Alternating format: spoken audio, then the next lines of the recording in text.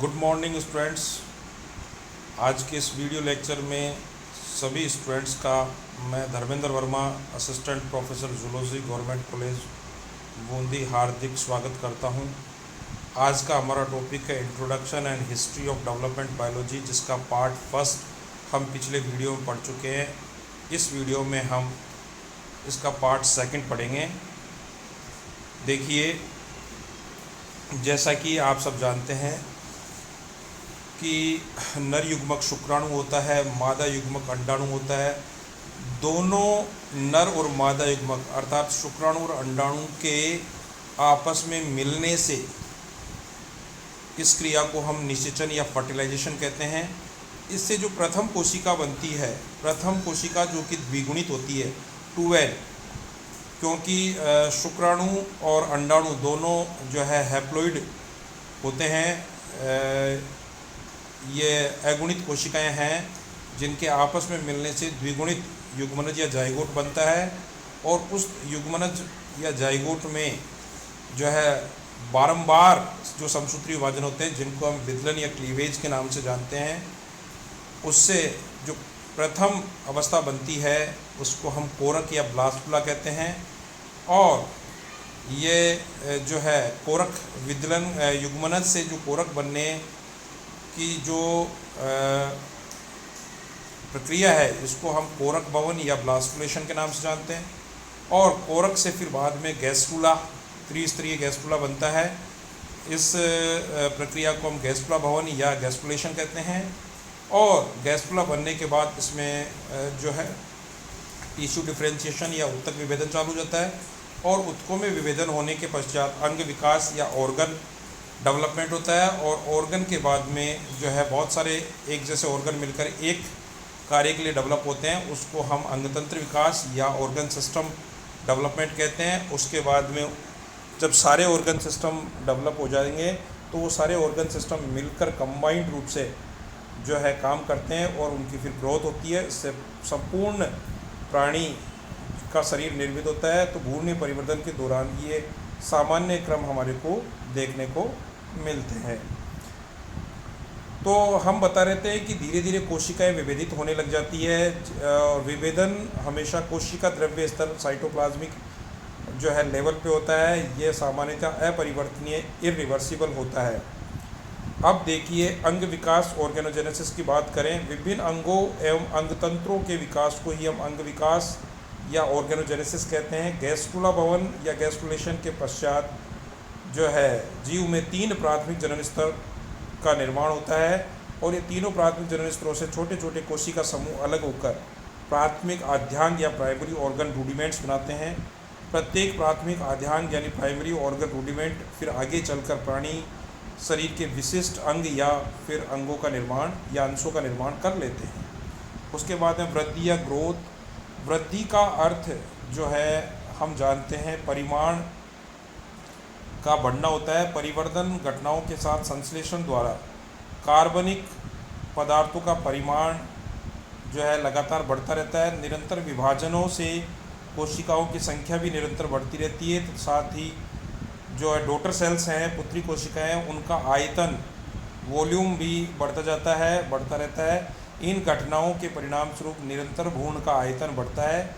इसे ही हम वृद्धि या ग्रोथ के नाम से जानते हैं। भ्रूण निरंतर वृद्धि द्वारा अंततः जनक प्राणी का आकार ग्रहण कर लेता है। तो वृद्धि के अंदर हम देख रहे हैं कि मूलभूत रूप से 2 क्रियाएं हैं। एक तो आकार और आयतन में वृद्धि, और दूसरा है संख्या में वृद्धि, कोशिकाओं की संख्या में वृद्धि होना, और एक आकार और आयतन में वृद्धि होना। भ्रूण अध्ययन की कौन कौन सी टेक्निक्स हैं, जो है एम्ब्रियो की स्टडी के लिए कौन कौन सी टेक्निक्स को यूज किया जाता है, उनके बारे में हम जानकारी प्राप्त करते हैं। जीवों को भ्रूणीय अवस्थाओं का अध्ययन करने के लिए सबसे पहले उनको परिरक्षित या प्रिजर्व कर के उनका पूर्ण या उनके अनुप्रस्थ काट का अध्ययन किया जाता है। इन पूर्ण भ्रूणों को या इनके काटों को सूक्ष्मदर्शी में देखकर फिर अध्ययन करते हैं, स्टडी करते हैं। किसी भ्रूण को जीवित अवस्था में भी देखकर उसमें होने वाले विभिन्न परिवर्तनों का अध्ययन किया जा सकता है। परिरक्षित भ्रूण को अध्ययन करने के लिए निम्नलिखित प्रक्रम इस प्रकार होते हैं। पहला, सबसे पहले हमें भ्रूण या एम्ब्रियो को मारना पड़ेगा, किलिंग करनी पड़ेगी। दूसरा फिर स्त्रीकरण जिसको फिक्सेशन कहते हैं। तीसरा परिरक्षण प्रिजर्वेशन करना पड़ेगा। चौथा काटना सेक्शन कटिंग करनी पड़ेगी। पांचवा रंजित करना यानी स्टनिंग काम करना पड़ेगा, रंगना पड़ेगा। और लास्ट और 6 जो है आरोपण या माउंटिंग, फिर उसको हमें जो है परमानेंट डीपीएक्स माउंटिंग द्वारा माउंट करना पड़ेगा। ये सभी प्रकार एक दूसरे से संबंधित होते हैं, वे कई अवस्थाओं से मिलकर ये आपस में बनते हैं। सबसे पहले मारना व स्त्रीकरण किलिंग एंड फिक्सेशन को एक साथ पढ़ रहे हैं अपन। देखिए, भ्रूण के अध्ययन करने के लिए सबसे महत्वपूर्ण बात यह है कि उसे मारकर उसका स्त्रीकरण करना होता है। मारना व स्त्रीकरण करने का अर्थ है भ्रूण की अचानक व स्थायी जीवन क्रियाओं को एकदम से समाप्त करना। The sudden permanent termination of the life process of embryo. भ्रूण को मारने, स्त्रीकरण करने और परिरक्षित करने के लिए सामान्यतः एक ही प्रकार का स्थायी कारक या फिक्सेटिव प्रयोग में लाया जाता है, जिसे हम स्तरण द्रव्य या फिक्सिंग फ्लूइड के नाम से जानते हैं। स्त्रीकरण एक कठिन प्रक्रम है। मारना व स्त्रीकरण एक ही प्रकार के स्तरण द्रव्य द्वारा किया जाता है, जबकि यह प्रक्रम अलग अलग है। स्तरण द्रव्य ऐसा होना चाहिए जो कि भ्रूण को शीघ्र मार दे एवं उत्तर मृत परिवर्तन कम से कम करे, मतलब भ्रूण को शीघ्र मार दे, ऐसा फिक्सेटिव हो, और जितना जल्दी भ्रूण मरेगा या किलिंग होगा उसमें भ्रूण में मरने के बाद होने वाले परिवर्तन उतने कम से कम होंगे अगर मृत करने की क्रिया बहुत तेज़ी से की जाती है तो। अब देखें कि वह भ्रूण जीवित अवस्था जैसा ही बना रहे, उसमें कम से कम परिवर्तन देखने को मिले। इस कार्य के लिए हमें बॉयंस द्रव या बॉयंस फ्लूइड सबसे अच्छा स्त्रीकरण द्रव्य माना जाता है।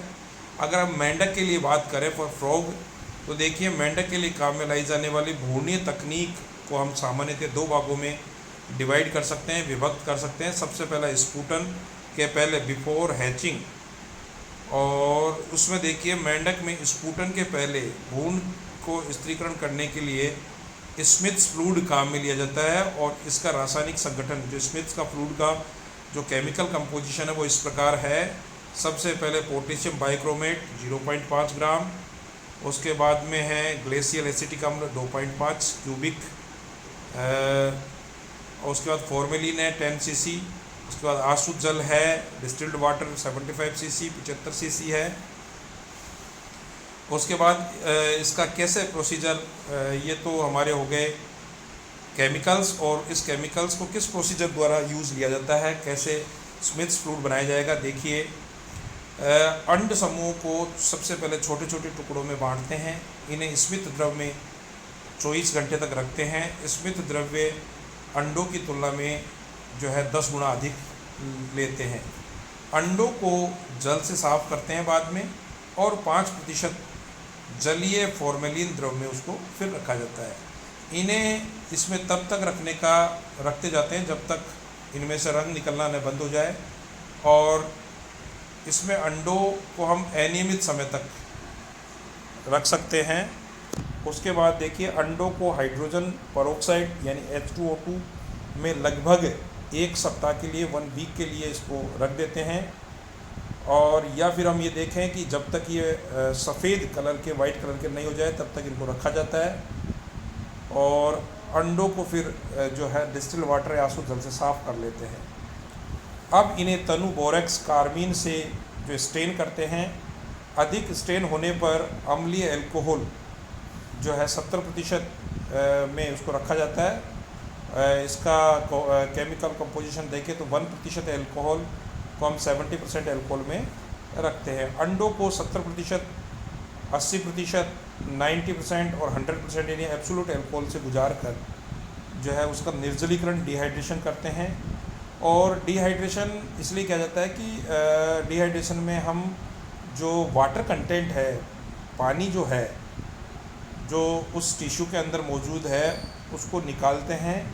और निकालने में आप देख सकते हैं कि वाटर को निकालना है तो हम डायरेक्ट इसको 100% एल्कोहल या एब्सोल्यूट एल्कोहल से गुजार कर भी निर्जलीकरण कर सकते हैं। लेकिन उसमें क्या हो, उसमें टिश्यू जो होता है वो श्रिंक हो जाता है, सिकुड़ जाता है। इसलिए हम इसको ग्रेजुअली रूप से धीरे धीरे करके 70%, 80%, 90% और 100% एल्कोहल से गुजारते हैं। अंडों को जाइलिन में तब तक रखा जाता है जब तक कि ये वापस जो है इनकी स्थिति पारदर्शी नहीं हो जाए, ये इनके आर पार हम न देख सके। अंत में इसको कनाडा बाल्सम में माउंट करते हैं। और स्फुटन के बाद अगर देखें आफ्टर हैचिंग, तो देखें स्फुटन के बाद भ्रूण को बोइंस द्रव्य में स्थिरीकरण किया जाता है। भ्रूण को या लार्वा को 1 से 8 घंटे तक उसमें रखते हैं। इन्हें फिर 50% अल्कोहल से साफ़ करते हैं। फिर इन्हें 70% अल्कोहल या 70% अल्कोहल में, जिसमें 1 बूंद सांद्र लिथियम कार्बोनेट की भी मिली होती है, साफ़ कर लेते हैं। फिर उसके बाद 80% अल्कोहल में इनको परिरक्षित कर सकते हैं। भ्रूण को हाइड्रोजन पेरोक्साइड या H2O2 में लगभग 1 सप्ताह 1 वीक रखते हैं। भ्रूण को अब जल में साफ़ करते हैं, चाहे 80% अल्कोहल में ही उनको परिरक्षित किया गया हो। अब इन्हें तनु बोरेक्स कार्बिन से फिर स्टेन करते हैं। अधिक स्टेन होने पर इसको अम्लीय अल्कोहल में रखते हैं और भ्रूण को 70%, 80%, 90% और 100% यानी एब्सोल्यूट अल्कोहल से गुजार कर जो है डिहाइड्रेशन या निर्जलीकरण की क्रिया संपन्न करते हैं। भ्रूण को फिर जाइलिन में रखते हैं। तब तक रखा जाता है भ्रूण को जाइलिन में जब तक कि ये पारदर्शी नहीं हो जाए। उसके बाद इसको कनाडा बाल्सम से माउंट कर लेते हैं। अब देखिए बोइंस फ्लूइड कैसे बनता है, उसका केमिकल कंपोजिशन समझे। देखिए सांद्र पिक्रिक अम्ल का जो सॉल्यूशन है, picric acid saturation in aqueous solution 70 cc, formalin 25 cc, glacial acetic अम्ल 5 cc। उसके बाद बोरेक्स कार्बिन में देखें उसका कंपोजिशन, तो देखिए कार्बिन 1 ग्राम होता है। 4% जलीय बोरेक्स की मात्रा 100 cc, 70% अल्कोहल की मात्रा 100 cc। इसकी प्रोसीजर देखिए, 1 ग्राम कार्बिन को 4% जलीय बोरेक्स में मिलाकर तब तक इसको उबाला जाता है, बॉईल किया जाता है जब तक कि आपस में घुल नहीं जाए। उसके बाद उसमें 100% cc अल्कोहल मिलाते हैं और तनु जो है रंजन बनाने के लिए, डाइल्यूट रंजन बनाने के लिए 5 cc बोरेक्स कार्बिन को 95 cc 35% अल्कोहल में मिलाते हैं और इसमें साथ ही 1 चुटकी थाइमोल भी मिला देते हैं। अम्लीय अल्कोहल के अंदर देखिए HCl 1 cc होता है, 70% अल्कोहल 100 cc होता है। फिर मुर्गी के लिए आरोपण करने के लिए क्या होता है, मुर्गी का अंडा होता है, अतः इसके भ्रूण के अध्ययन के लिए कवच झिल्ली और एल्बुमिन को हटाना आवश्यक होता है। प्रारंभिक भ्रूणीय अवस्था में ये कार्य बहुत ही कठिन होता है, अतः पहले 72 घंटे उष्मायन इंक्यूबेशन में रखने के बाद भ्रूण को इसका प्रयास करना चाहिए और बाद में प्रारंभिक अवस्था वाले भ्रूण पर प्रयास किया जाना चाहिए। देखिए सबसे पहले जो एग है, मुर्गी का अंडा है, उसको फोर्सेप की सहायता से, चिमटी की सहायता से क्रैकिंग ऑफ द सेल, उसके कवच को तोड़ना पड़ेगा। और कवच को तोड़ने के लिए पहले तो हमें फर्टिलाइज एग लेना ही है और उसको जो फोर्सेप की सहायता से थोड़ा सा प्रेस करके और उसके कवच जो कैल्शियम कार्बोनेट का बना होता है उसको तोड़ना है और धीरे धीरे उसके कवच के टुकड़ों को हटाना है जब तक वो आधा फर्टिलाइज एग नहीं रह जाए और उसकी योक बाल जो है हमें योक बाल दिखने लग जाए। उसके बाद में वार्म लोकर सॉल्यूशन जो है गरम लौकी का जो सॉल्यूशन है उसके अंदर एक डिस्क के अंदर उसको निकाल लेंगे फिंगर बाउल के अंदर। उसके बाद सीजर की सहायता से और चिमटी की सहायता से, कैंची और चिमटी की सहायता से पकड़ के जो है उसको काट लेंगे चारों तरफ से और फिर जो है उसको वाच ग्लास में लेंगे और वाच ग्लास में लेके जो है कवर स्लिप लगाने का उसके ऊपर प्रयास करेंगे। ये ब्लास्टोड्रम की जो है संवर्धन विधि है, इसके प्रक्रम को समझते हैं। देखिए सबसे पहले अंडे के चौड़े सिर पर, अंडे के 2 भाग होते हैं, एक तरफ चौड़ा होता है एक तरफ नुकीला भाग होता है। तो सबसे पहले अंडे का जो चौड़ा सिर वाला भाग है फर्टिलाइज एग का, उसके कवच में चिमटी की सहायता से दरार बनाने का प्रयास करेंगे और दरार बनने के बाद धीरे धीरे उसके वहाँ से कवच को हटाएंगे। एल्बुमिन को अंडे को झुकाकर किसी भाग में हम निकाल लेंगे। इस दौरान ध्यान हमें रखना है कि ब्लास्टोडर्म जो है बाहर नहीं निकलनी चाहिए और न ही वो फटनी चाहिए। अब ब्लास्टोडर्म को लोके के विलयन युक्त फिंगर बाउल में स्थानांतरित कर देंगे। लोके विलियन में रखे पूर्ण को सावधानी के साथ में इस प्रकार घुमाएंगे कि ब्लास्टोड्रम हमें ऊपर की ओर दिखाई दे। फिर कैंची या सीजर की सहायता से ब्लास्टोड्रम को चारों ओर से हम काट देंगे। ब्लास्टोड्रम को पीतक से अलग करके उसे चिमटी की सहायता से वॉच ग्लास में स्थानांतरित कर देंगे, वॉच ग्लास में ले लेंगे। वॉच ग्लास में लोके द्रव पहले से ही रखा होना चाहिए ताकि ब्लास्टोड्रम सूखे नहीं। वॉच ग्लास में ब्लास्टोड्रम के ऊपर से लोके द्रव को हटाएंगे। ये हम ड्रॉपर और पिपेट की सहायता से कर सकते हैं। अब तुरंत नया लोके द्रव उसमें डालेंगे और देखेंगे कि ब्लास्ट डिस्क उसमें तैरने लगे। शीघ्र ही उसमें लोके द्रव को हटाकर कुछ बूंदे स्त्रीकरण द्रव या फिक्सेटिव फ्लूइड की डालेंगे जो उसी समय बनाया गया हो, ताज़ा बना होना चाहिए। उसमें फॉर्मलिन का 2 भाग, 80% एल्कोहल के 17 भाग व ग्लेसियल एसिटिक अम्ल का 1 भाग होना चाहिए। बूंद को जो है फॉर्मेलिन, एल्कोहल और ग्लेसियल एसिटिक एसिड में 4 घंटे तक रखना है एफएमए में। इसे 70% एल्कोहल से फिर साफ़ करेंगे, फिर उसको 80% एल्कोहल में प्रिजर्व करेंगे। अब बूंद को 80% से लेके फिर 70%, फिर 50%, फिर 30% एल्कोहल में गुजार कर उसको फिर वापस से जल में लाएंगे। बूंद को 1 से 3 घंटे तक बोरेक्स कार्बाइन से स्टेन करेंगे और अधिक स्टेन होने पर उसको अम्लीय एल्कोहल से गुजारेंगे। अब बूंद को फिर 80%, 90% और 100% एब्सोल्यूट एल्कोहल से गुजार कर उसका डिहाइड्रेशन करेंगे। अब बूंद को 50% जाइलिन और 50% एल्कोहल घोल में रखेंगे। उसके बाद 100% जाइलिन में रखेंगे और उसके बाद लास्ट रूप में इसको जाइलिन में तब तक रखा जाएगा 100% जाइलिन में जब तक कि ये पारदर्शी या ट्रांसपेरेंट ना हो जाए।